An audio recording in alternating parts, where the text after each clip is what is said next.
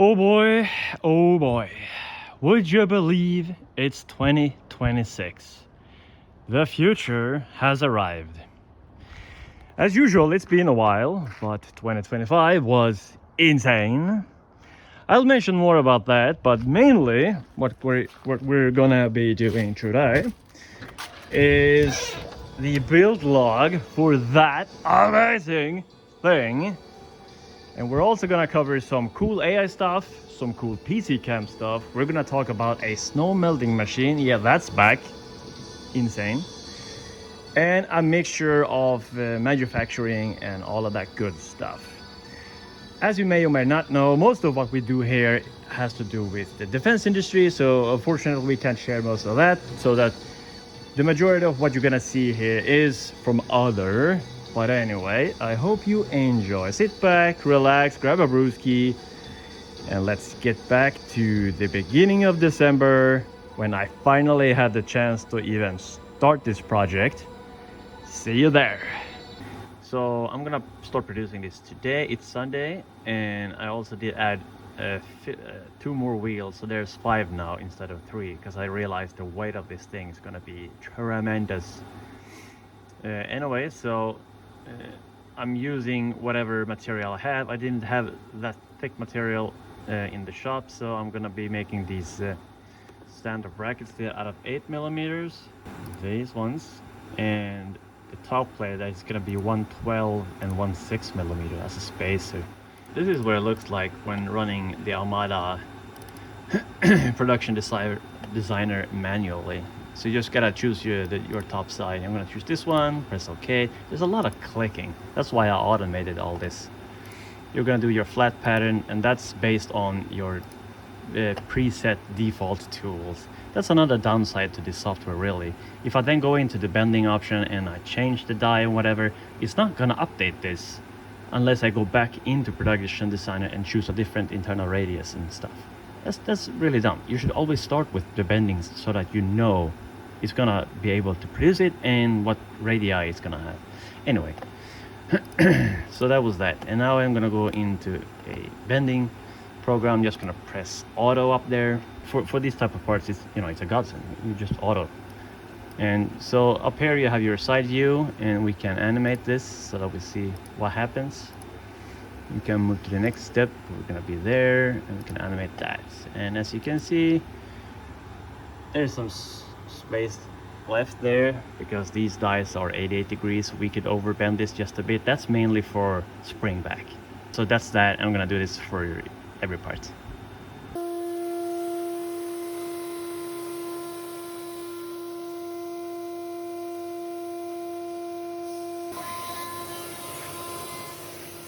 Last minute add-on.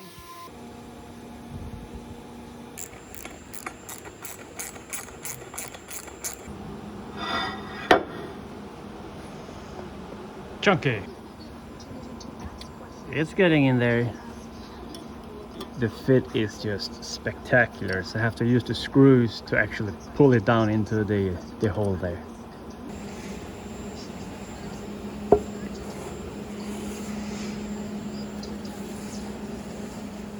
Perfection. And so it begins. 1 hour, 40 minutes, a whole lot of M6 threads.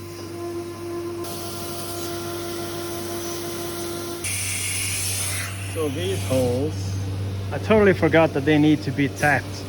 So I just made them clearance holes for M6, so 6.5. So I just changed them to tap M8s instead. So right now we're doing the hole just a little bit bigger, and then we're gonna tap it M8. I haven't done the locking piece, the thing that's gonna go on top of there yet. I was supposed to use this piece of steel for that. I'm not gonna bother, honestly. I'm just gonna do that out of 15mm aluminum. Almost done. Look at it. It's beautiful. I just want to put this together right now, but I gotta go home. I'm gonna do this tomorrow. This is gonna be flipping awesome. Okay, I'm not going home just yet. Just soon. I just gotta make this thing. Okay. Pump off.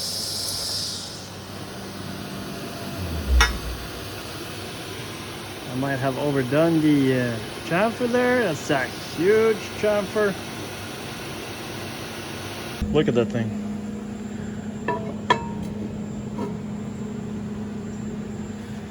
Nice. Have to line those up somewhat. Yeah.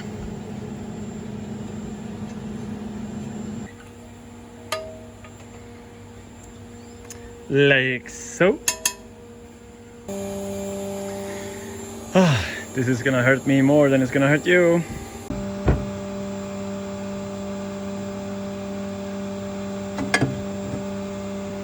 Toasty. Nothing's on fire. That's awesome. That's a plus. Anyway, so there you see a fat 16 millimeters thick beam, and there's of course the same one over there. So our 8mm brackets are gonna come like this and bolt down into there so that it's as sturdy as possible. Well, not as possible because it's still just bent aluminum 8mm thick, so it should be something, you know, out of steel, I guess. That's gonna be fine for me for now anyway. So let's go. Some Loctite into these, like so, times a gazillion. Voila!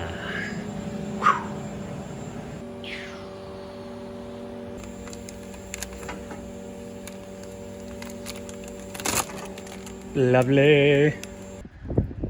It used to really pain me to throw out material like this, because you know, it's quite a bit of material there and there, and quite a bit over here. But I already have too much of this stuff. I can't save all of it. Just can't. See, this is so awesome. Look at this thing. Wow. Oh, that's so nice. It is time for these. I got a million of them. Ba, ba, ba, ba, ba, da, da, da. Okay, major screw up. So I have the 3D model for these, but I didn't check them to see that they're exactly the same. They look identical, but there's one difference. The distance between these pegs and that hole is 3mm shorter here than it is on the 3D model. And I even test fitted these, but I didn't check the hole, so it's half a hole off. And I just Loctited all of these. That's 100, well, 200 screws, is it? Or something like that. And it's fine. There's different ways to solve this. I could remove the pins, don't want to do that. I think of what I'm gonna do is put it in the machine again as it is, probe it in, and then make slots out of these holes. Because the screw's gonna keep it in place anyway, and if there are slots, there's still gonna be, you know, limiting the movement side to side. Not that I think it's gonna be a problem. Why would it even want to go side to side? So I don't even know what I'm saying. So that's gonna be fine. Fine, relax. It's fine, right? It's fine, right? Yeah. Let's put it back on the machine. So it's back on the table there. I just put in a probing marker there and another one up there. So now I'm gonna probe those two so the machine knows where it is, and then we're gonna make those slots. Went into the probing screen.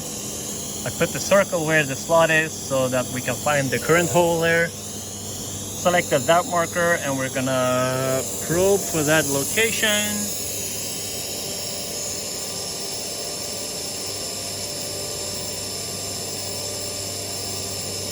Kabamo! We have found it, and it's rotated 0.652 degrees, set spacing data, so that now when we make a toolpath to cut those, we're gonna go into that toolpath and select our use spacing data. There we go. I'll show you.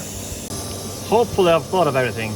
everything being hopefully nothing, because I just changed to my 12mm long single fluid 4mm. I'm gonna run dry, I can't use the suction cups, and hopefully it does look like it's just gonna walk around, so there's no tool path going across it, so it should work fine. Let's go.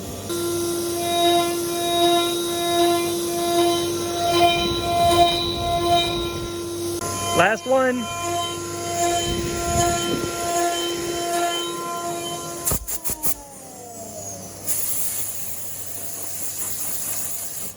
Ah, that's so nice. That's so nice.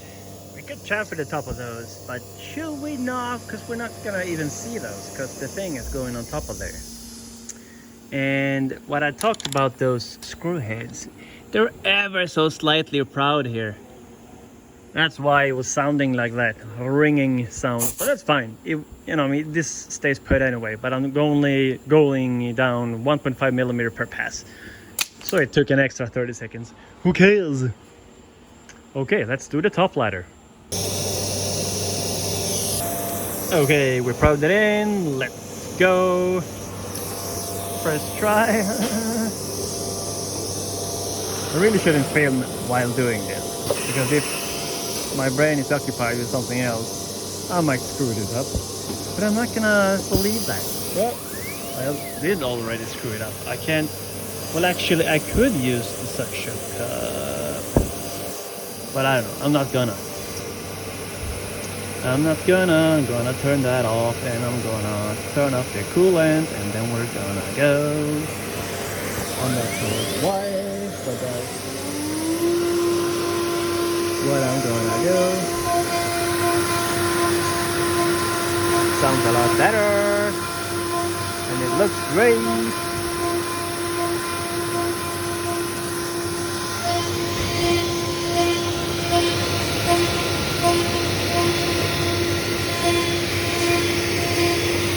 Blended.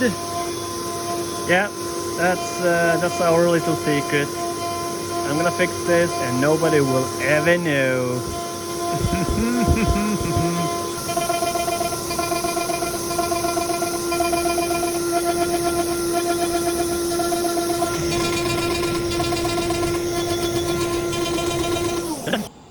And now when I put it in there and I push it upwards, perfect. And same here. Pristine, pristine, pristine.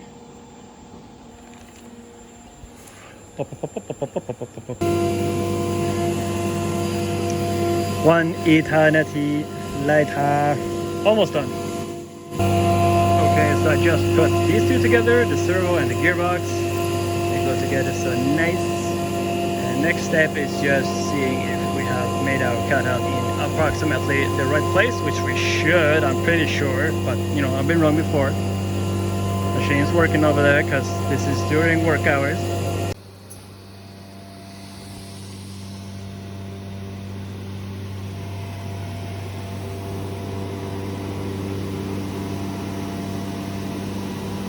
Sunshine.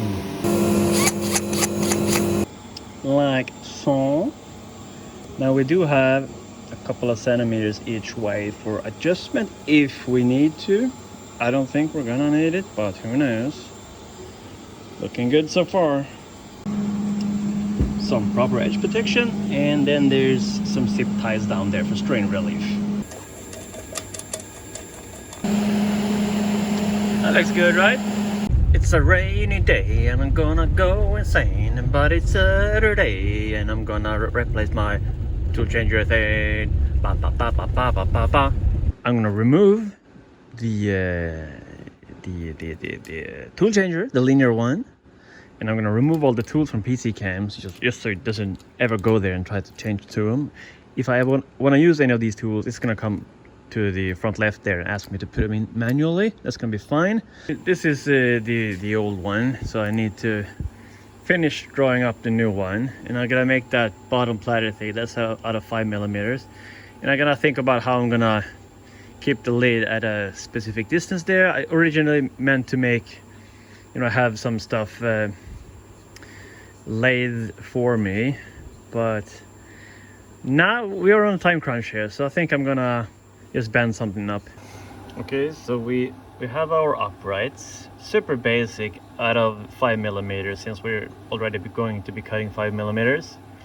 We could always make another design of these in the future if we think we need it.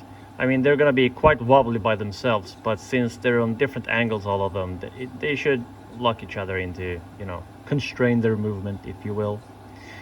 So, like I said before, I got 3 of these wheels. I need to go and buy 2 more. And now I think I'm just gonna make this skirt all around the thing, then slice it down the middle. The original Kimla powder coat, both colors, both the white and gray, with the texture and everything, this texture. So hopefully it's gonna look like it belongs, like it's original. How long is this skirt gonna be? I don't think it would look good if I tried to make it, you know, flat onto the surface of the machine there. I think I need to have like a gap of, I don't know, that much, like a couple of centimeters, just so that it doesn't look like it's meant to be all the way down. And besides, I'm gonna have some LEDs in here, so that might reflect nicely some sunlight there. And the next question is the front there. Should it be square like this, or should I angle it with 245s? And the reason I'm asking that is because this thing, it's pretty much the same design, but it has this 245s, and it kind of has to have this here because of the suction cup there. The suction cup pipe is right here when it's changing tools.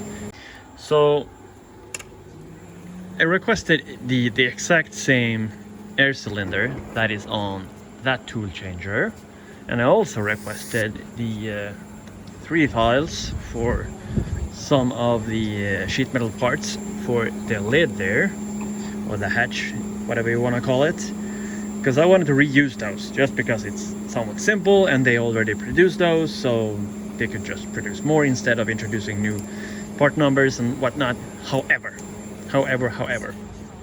I'm gonna have to go around the machine for this. So I have a slightly modified version of the suction cup ethanol distribution thing here. Sorry, I was a bit interrupted here. So I got all of this stuff, so I need a wider hatch so that it doesn't collide with that, even the pen maybe. And you know, this only has 205mm of stroke, and since my design has these faceted edges, it's not gonna really fit there very well. It's gonna be super tight. So how about we do it like those VMC, the German ones. I hate when I'm supposed to come up with a name and I know the name, but it just disappears just because I was about to say it. The Hermler machines, where their tool changer is, they have a hatch that opens from both sides, so 2 doors instead. That makes it so that I can have shorter these and one from each side. Here's what I'm thinking instead. Just 2 hatches, zero problems. What I need to do now is find a suitable cylinder times 2, and that's gonna take a while, I guess, and I really want to get going. This never gets tired though. Generate, bam! All the G codes are done generated. So little bit less than half a sheet, that's great. We're gonna do some countersinking of some screws. I see what I did. So let me show you them. I need my other hand to hold down the shift key. Delete all those G codes, and then we're going into layers, FM down there. If I remove the last letter and add a 5 for the thickness there, and then bam, regenerate the code, now it's gonna have the countersinks as well. Here we have them. Sweet potatoes. We're also going to countersink the hole in the uprights, one of the holes, because we're gonna put it in a clinching nut thing. It's not a clinching nut, I don't know the English word for it, but I'll show ya.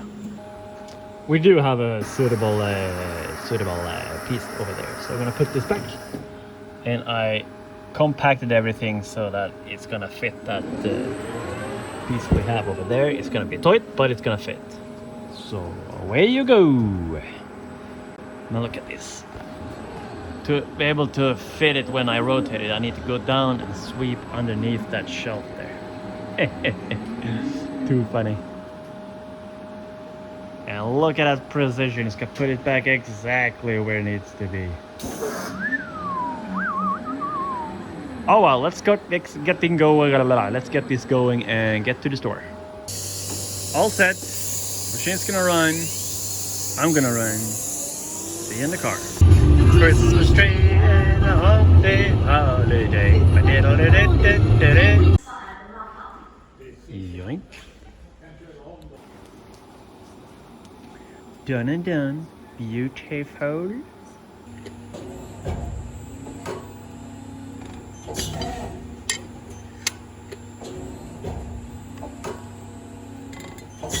Like so. Let's install those things.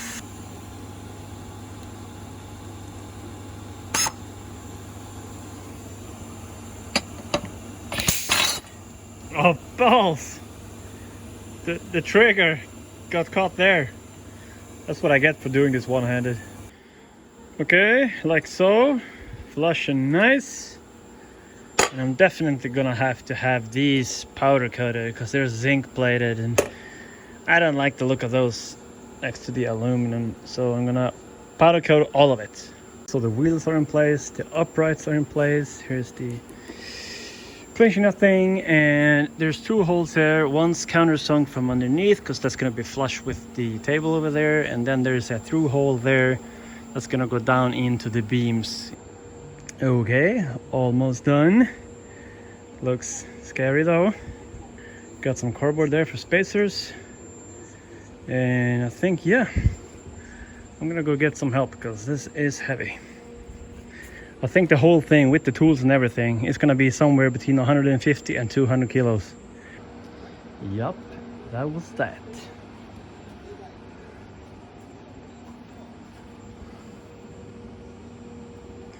I'm an idiot. I forgot I was supposed to have the wheels in first, of course. Jesus. Sunday today. This is now in place. I've bolted it down in all four corners. To center it, I just took the overall length here, made a center mark, made sure that my V mark here lined up with that, and then I pushed it against these screw heads. So those three make sure that it's in the same place. If I ever need to remove it and put it back, it's going to be quite easy. And the precision of these, the location of these holes is super high, so I'm assuming it's done with that huge CNC machine. Super nice. I could probably have done with just three of these wheels anyway. I just didn't want to bet on that since it's going to be over 150 kilos, maybe 200, I don't know. So, but anyway, that's not gonna, you're not gonna see these anyway, even though they look kind of wonky, I guess. So I just ordered the air cylinders. It's gonna be a couple of days for them to turn up. Oh, and by the way, I thought about pushing this to the very tippity edge there because on the front side it slightly overlaps this hatch here, but I realized that the screws are there and that I'm still able to remove this by just sliding it out of there. So that was not an issue, but it's tight. The 7012 powder coat, 180 degrees, 10 minutes. 10 minutes, that's a short time. Oh well. So this thing is going in for powder coat because then I want to mount it permanently and never take it off again. So yeah, note to self, when I went from 3 wheels to 5, the 2 extra ones I bought, I thought they would be identical. They were not identical, so I'm gonna bring them all to a friend with a lathe, and I should do that either way just to make sure they're perfectly round, the same size and running true. So yeah, it's Tuesday.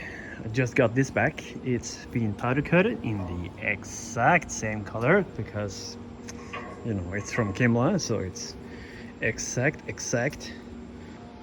Wheels are mounted, and I put back the old original air cylinder. That is because when the machine runs, which it does, because, you know, got work to do, whenever it opens and closes the hatch for the tool changer, it's expecting a signal from the sensor. So just put it back so that it does that while me running over there.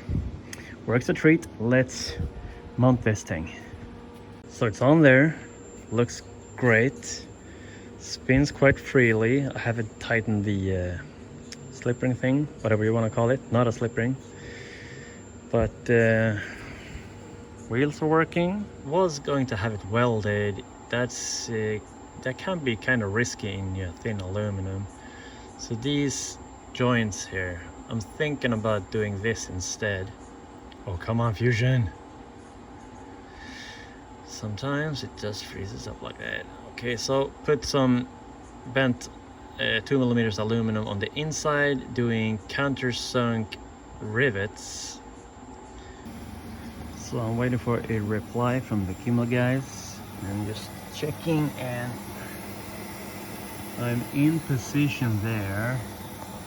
I do have the space I was seeing in CAD, so that's good. This is really compact. It's just so you can fit 24 tools on each platter.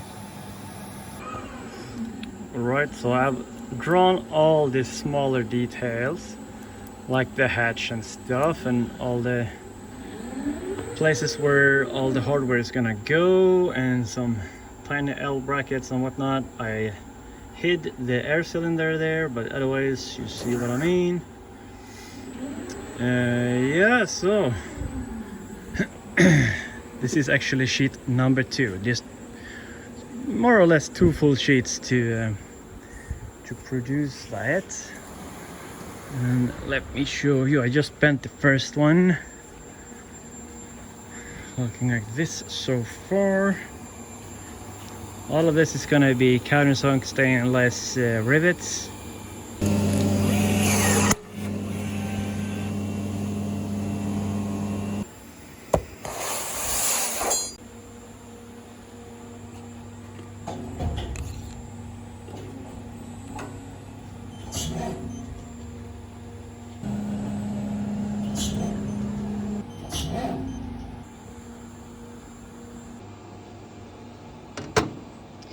These you want bent with a high amount of accuracy, because you're gonna have those linear guides here, and those holes are for M2 screws, tiny.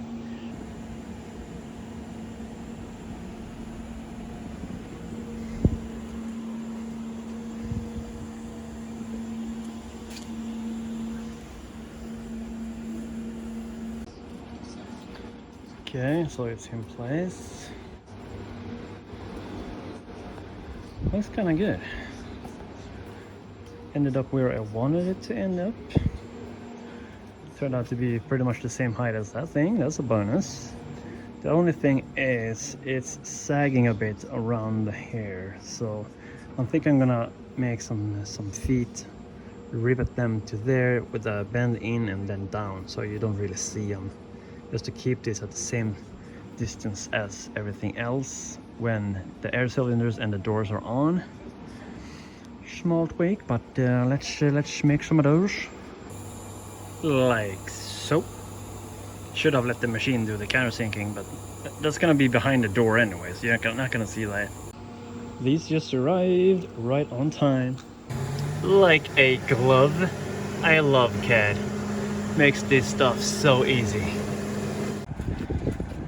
I think I agreed to powder coat it right away. That's awesome. Thursday morning. It's already back. It's still warm. This is gonna be so great.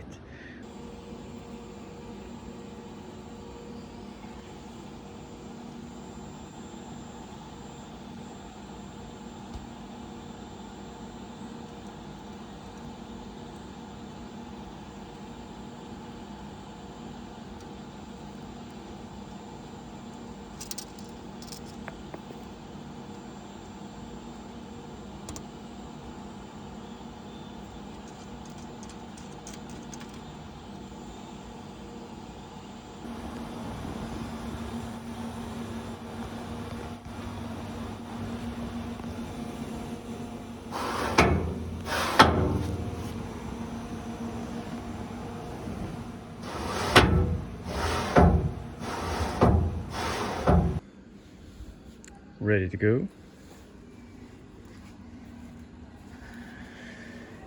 Today is Friday and my Kimla expert guy is gonna start configuring this today. So that's nice. But you know, living in Sweden, it's quite dark. I don't know what time it is. It's 9:30 a.m. or something. But there's no snow, so it's really friggin' dark. Not right now, of course, but anyway, it's time for some R&R. Let's see if I can do this.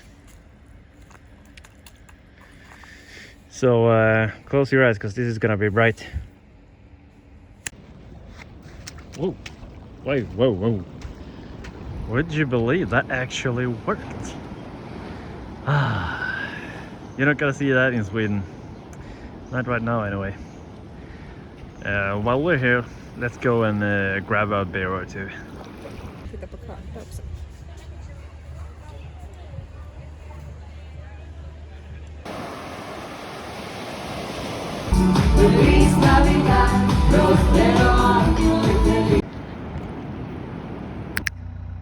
Oh, back already. Frozen. No snow though. Anyway, let's get back to work.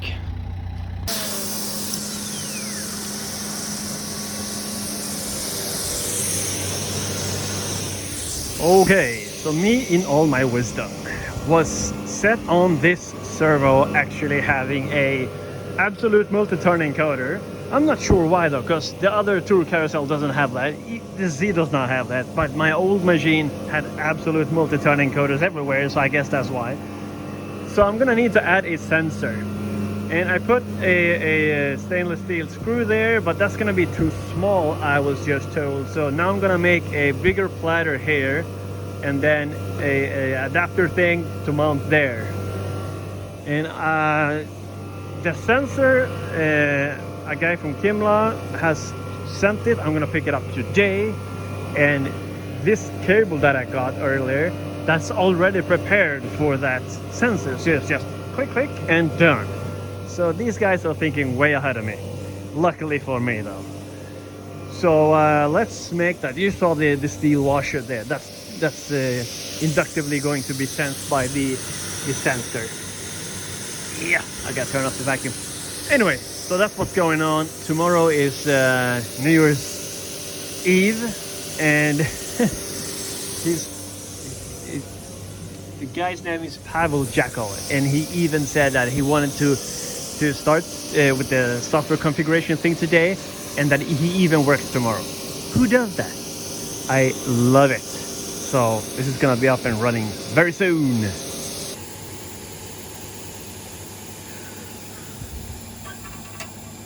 That's a perfect fit. Yay. Okay, so I found a piece of 10mm, a strip of it anyway, and I quickly drew this up in PCAM. So I'm gonna show you what it looks like and how I'm gonna be mounting it.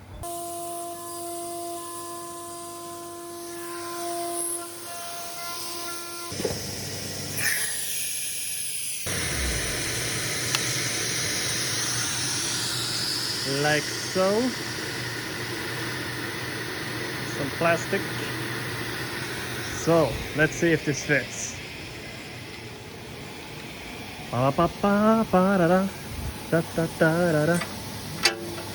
That is gonna be just perfect. Oh my god, that is so good. Okay, I gotta go pick up the sensor from the Schenker.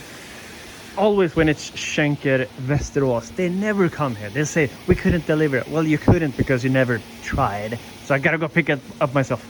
See you in a bit. Okay, like so. Perfect fit, and it's super flush with the bottom side, so that's gonna be perfect. Because there I'm gonna be mounting the M12 inductive sensor. Should be just fine. The only trouble now is that I'll probably need to remove this entire thing to access the connector down there.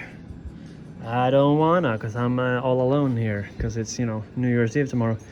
But we'll see. I'll come up with something like so. Able to see in there? There it is. Works great. I can tell because I can see the light triggering there. Blip.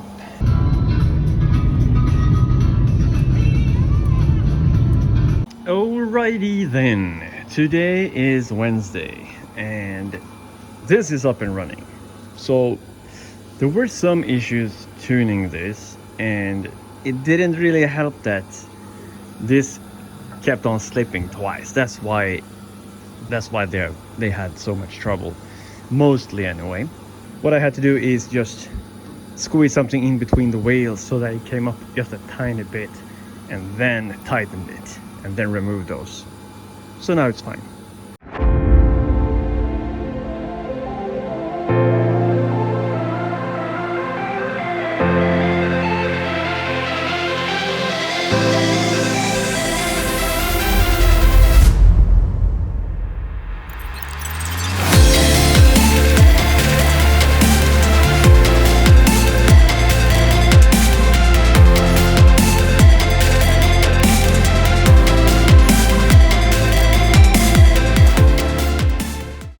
Alrighty then, we're back to present day, and just have a look at that, the silhouette of that. I'm gonna have to zoom here. I don't know if it, shows on camera, but it looks freaking awesome. It's almost like there's 3 steps, like not a pyramid, but I hope you understand what I'm trying to say. I love the look of it, even though, not even though, it's even as it's supposed to be there. It's always supposed to have been there. Looking back at the footage before this was there, it looks so wimpy. There's so much free space doing nothing. This is the way it's meant to look. And let's open the doors there. You're gonna see that they don't quite open at the exact same time. Boom, boom. I have a fix for that if I want to. I don't need it, of course. It's gonna work fine. It's one of those brain things. I'm gonna turn off the music because this is gonna be annoying. So it looks friggity amazing, if you ask me. I'm glad I didn't go even more overboard with LEDs and stuff. Even this is a tad too much, maybe, I don't know. I kind of like it. I used to be really anti LEDs. You wouldn't believe it, because probably because I had them everywhere. But when it was computers back in the day, I always wanted to be completely black. Let's move the gantry here. Really happy with the design. It works.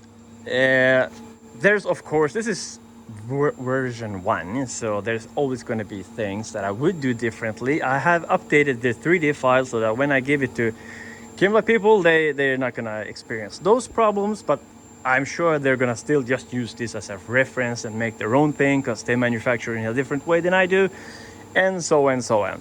I just hope that there's some value here for them by me prototyping this stuff. So there's only a light on this side right now. I haven't gotten to that side yet. I'm not sure I will, honestly. But anyway, so the few changes that I would do if I would make this again is I would make this cover 5mm more that way, like wider, because it's really close if you have a really big tool. And also these holders that are on the upper platter, those are great for long tools. And in all my genius, I wanted to make sure that I could have a tool that's the same diameter as the tool hurdle 7 all the way down. And while looking at the 3D CAD model, that's only because these flanges go outward like this.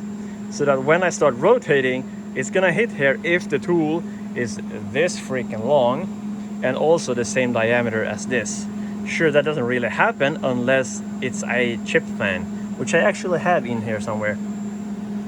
So I updated the 3D CAD model to push this backwards because it doesn't really matter. I'm not sure why I wanted to make it that extremely tight. And what I also then did is take the lip of this bottom platter, and I pushed it 30mm that way so that it's easier to get this hatch out of there. I still can get it out even though it's kind of squeezed in there, but it would be a lot more easier and better if this was a bit recessed that way. What I could do about the thing where these doors aren't closing and opening at the exact same time is, this is just an idea, but I think it should work. Let's say I had another set of air cylinders and those were connected together, so that the output from this one goes to the input on this one, so that when this moves, that has to move. And if I pressurize it to 6 or 8 bars or something, then even minute movements here should show up there right away. I could even probably manage by just having 3 air cylinders. So let's say I connected these 2 together and then took a third one and just actuated the one side. That should work, and it should open and close at the same time. It's not a big deal. I'm not sure I'm gonna bother, honestly. We'll see later, but just an idea. The uprights there, I would not bend them outward, I would bend them inward and then strengthen this with something just so that it doesn't sag. Because right now I have these feet to prevent the sagging. And I have a piece of plastic underneath there just so it won't mar the surface. But of course this doesn't feel, you know, finished like industrial grade. It doesn't really match the rest of the machine when it comes to build quality and stuff. But anyway, this is gonna work great for me. Pose for the camera.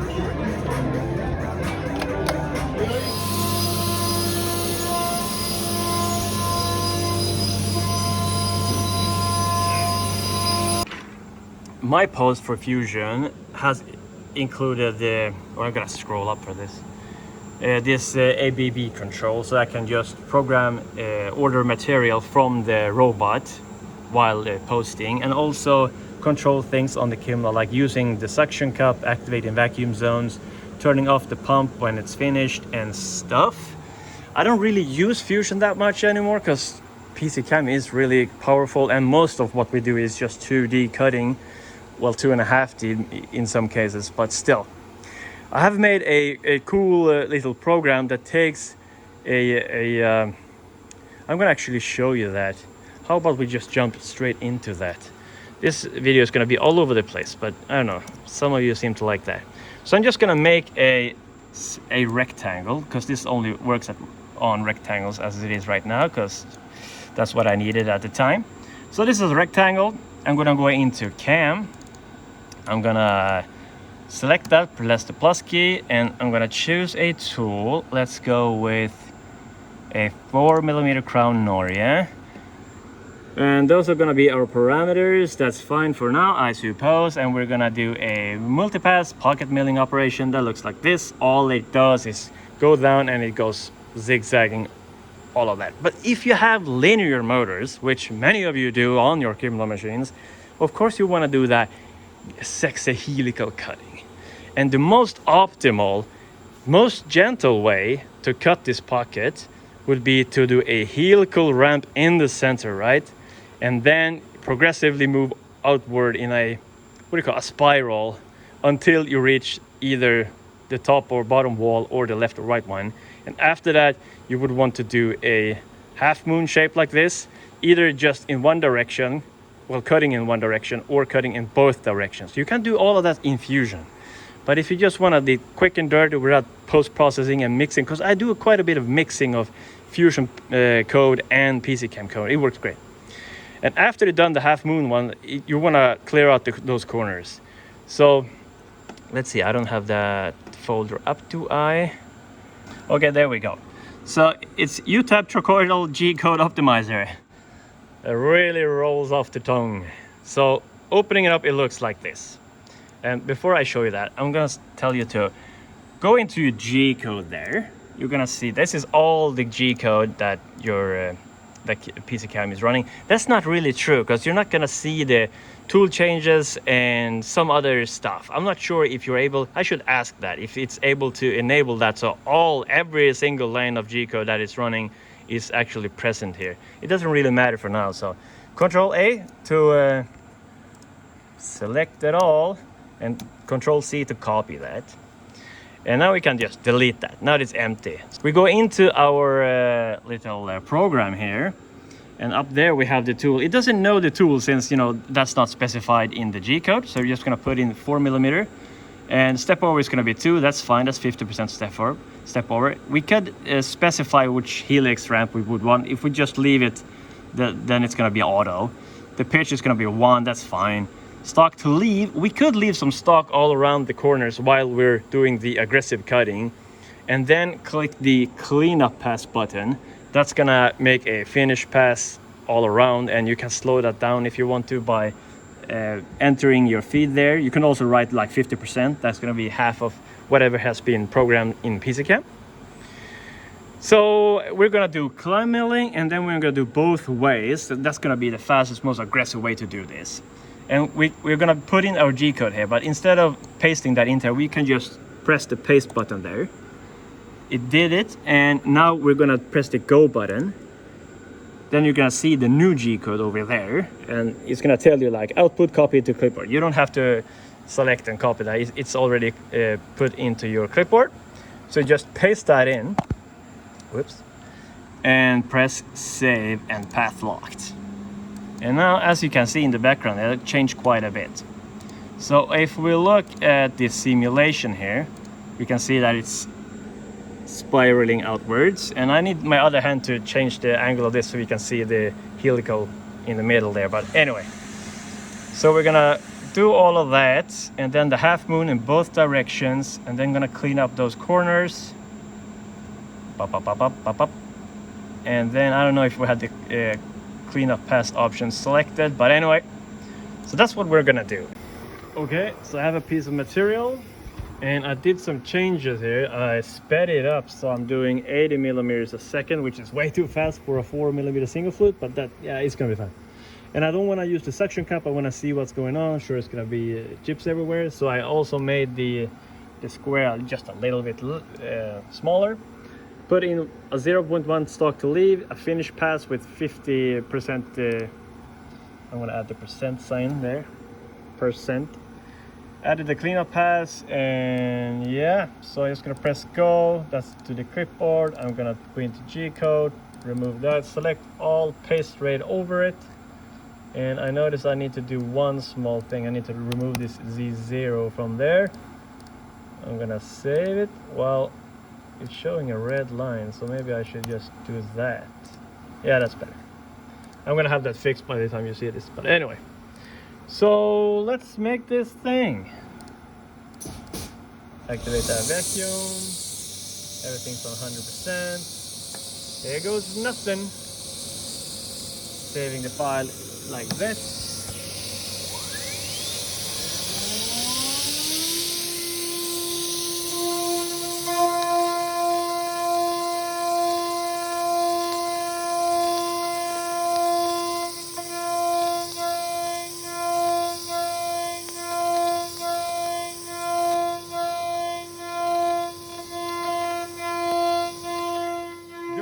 Moves, it moves up 0.2 of a millimeter.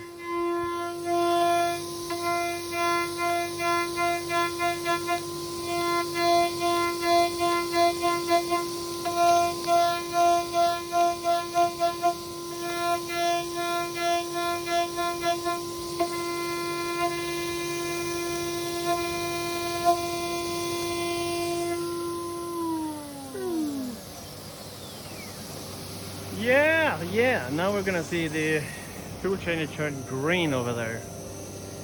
I don't know if I'm gonna keep that or not yet. Chips everywhere, but look at that. I saw something. A little neat trick you might not know, even if you're running PCAM, is that let's say you want to change the diameter of a lot of holes. You can't really select one or press Control D, that's gonna select all of them. There's no option to change the size of like them individually. Not unless you do this, of course. You go in to make them back into elements, like such. And then you go down here where there's a radius. So let's go 3.5, and that's gonna change all of them then. And then you can just go back and make them into contours, and you're done. Next tip. Running PCAM, you're gonna experience some of this language. The language here, the translation is always being updated. So from time to time, you're gonna see a little pop-up that says there's a new language file, you want to install it. So they have changed some things here and there. There's some wording you might want to change just because you're crazy like me. So let's say you're doing cutting with milling cutting, which I would call contouring. Anyway, so when you're doing a correction, meaning what side of the line you're going to be cutting, there's external, internal, and then there's just lack. So you lack correction. Sure, that's not wrong. For me personally, I would have used none. So there's no correction. Another one example is just this check correctness of project. Check correctness is not wrong, it's just not typically what you would say. And I always have this view summary ticked. So what happens when I check this is that PCAM checks that the G code is gonna work. There's nothing wrong, there's no collisions, it is not outside of the table and whatnot. And then it's gonna give you the summary telling you how long it's gonna take to do all those steps. So me personally, I would have preferred this was like perhaps verify and report. And if you really want to, you could. I'm not saying you should, because your machine's gonna explode and the world's gonna end.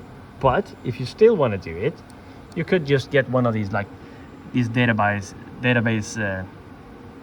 what do you call it? SQLites. It's you can look into databases. So you can use this program to open the database that contains the file. Let me just pick that up. So if you go there and then you select all files, you're gonna be able to open the languages.dat file. So you can go into the browse data there, and then you can like search for the word you're looking to change. So check correctness of project. There we go. And if we then click the wrong thing, and then you can see the Swedish translation is kontrollera projektets korrekthet, which is also, correct, but so we could replace this with verify and report, for example. Apply, and we gotta close the database, otherwise it can't update PCAM. So let's just save that, close that down, and then restart PCAM. And then we take a look down there, verify and report. So yeah, it's possible. And by the way, if you mess this up, you can always go up to the settings, language settings, and then just update. That's gonna overwrite your .dat file in case you run into trouble, which you won't, because you're not gonna do this.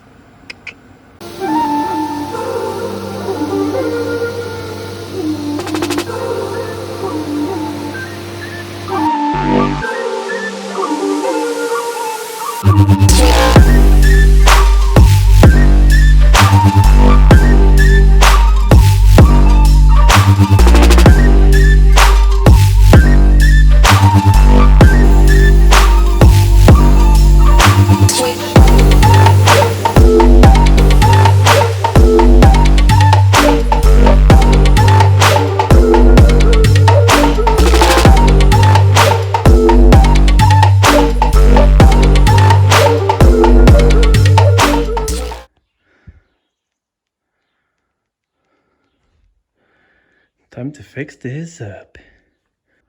Few hours later. Paint.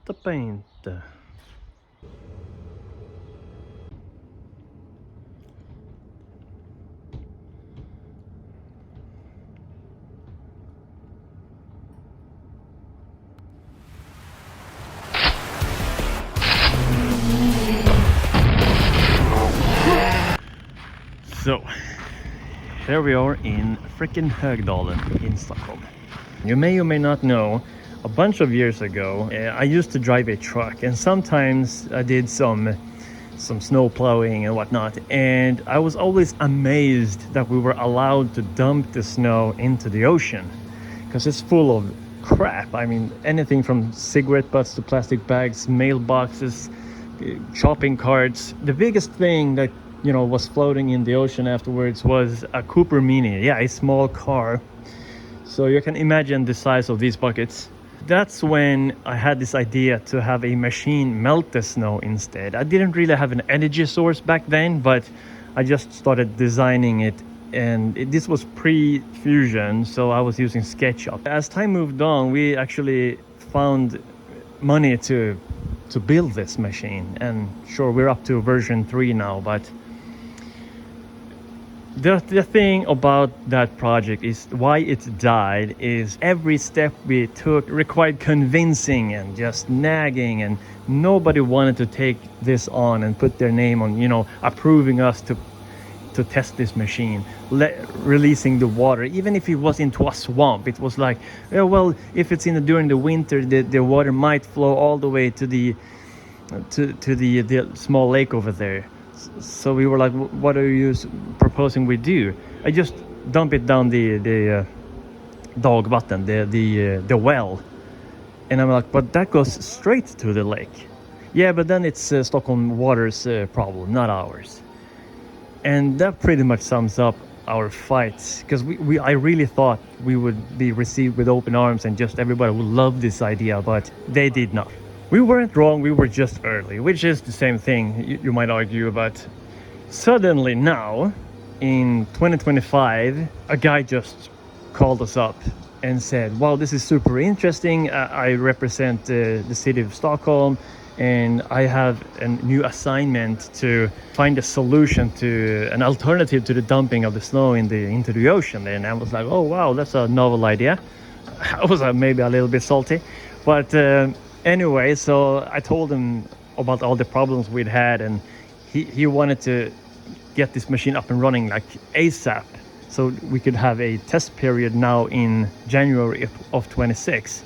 And I told him that's gonna take forever to get the permits and everything, but supposedly well, I could tell it was a lot easier for him because he's sort of an insider there, of course. So said and done, he just fixed everything. He arranged for us to put the machine up. He made a new well there. Not a well, I don't know what it's called in English, but where the, not wastewater, but the rainwater goes and everything. And they even put asphalt on the surface. Everything's prepared and ready to go. All the permits were ready, yada yada. So we started running some snow, and the news was there, SVT, the Swedish local television, and also the Sveriges Radio, the Swedish radio, and some others. So man, that thing just flared up again and became super relevant. And I have gotten to know that that's because the EU has deemed it illegal to dump in the ocean. So that's up and running again. It's kind of exciting. Let's see where that goes, but I'll keep you updated, I guess.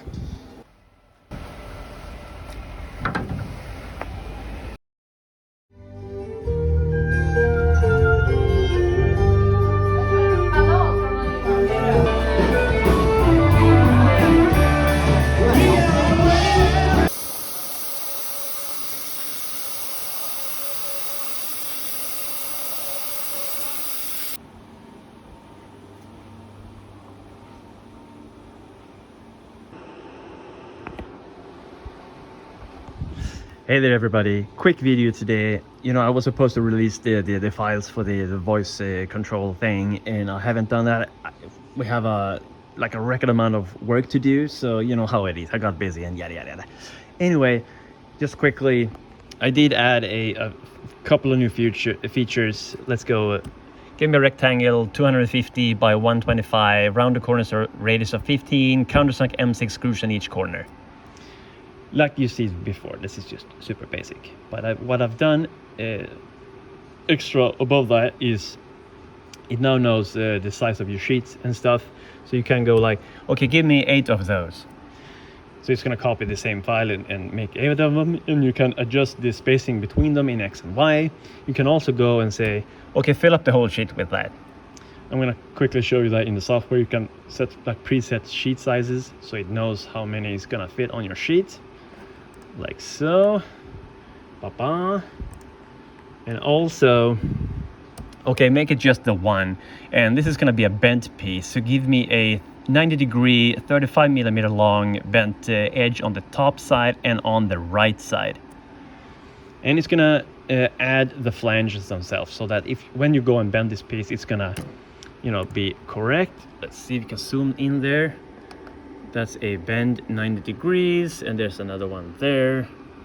This is the shape that you're gonna be cutting, and if you then set your press brake for that measurement, it's gonna be correct because it's using the Amada bend table to calculate how much material you're gonna need to get the correct edges after it's bent. And also you can tell it like, okay, this is gonna be hand bent, and that means just it's gonna cut this line. That means it's gonna, you know, I have a predetermined template that cuts it down to like saves 1 millimeter or whatever it is, so that I can bend it by hand, and the measurements are gonna be correct then as well. You're gonna see this measurement shrink just a bit because it's a different bend deduction when it's bent by hand and not with the machine itself.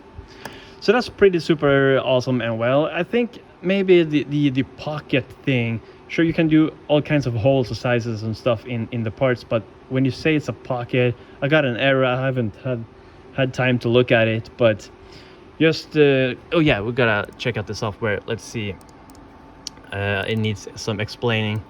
So this is the software. The first page here, you can just ignore all that. You can put in your strings manually here, your seeds, and run them to generate the file.